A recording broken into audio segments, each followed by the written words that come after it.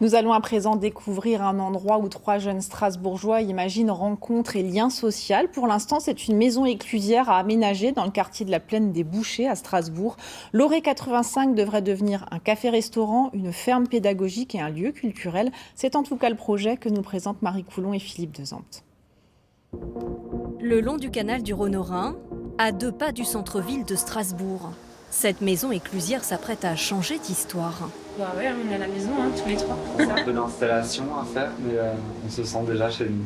Les nouveaux locataires, ce sont eux, Manon, Lola et Maxime, 3 amis d'études, 27 ans et surtout plein d'envie.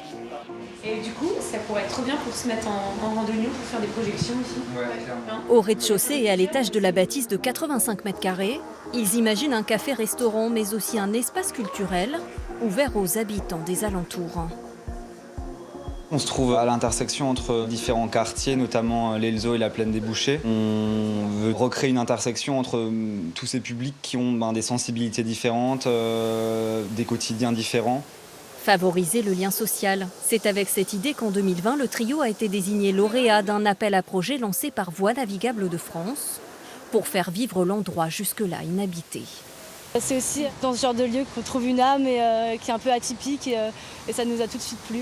En contrepartie d'un loyer modique, pendant 5 ans, les voilà donc engagés dans un projet solidaire mais aussi éco-responsable.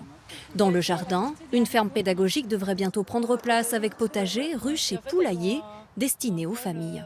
On est de plus en plus éloigné de la terre et puis de la nature et pour nous c'est important de sensibiliser à ces sujets-là. Et même si c'est juste planter une graine ou alors récolter des choses et aller un peu plus loin dans la démarche, ça permet de sensibiliser et c'est ça qu'on a envie de faire.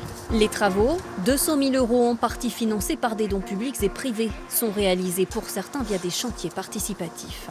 Si tout va bien, le lieu de vie alternatif baptisé l'Oré 85 ouvrira à la fin de l'année.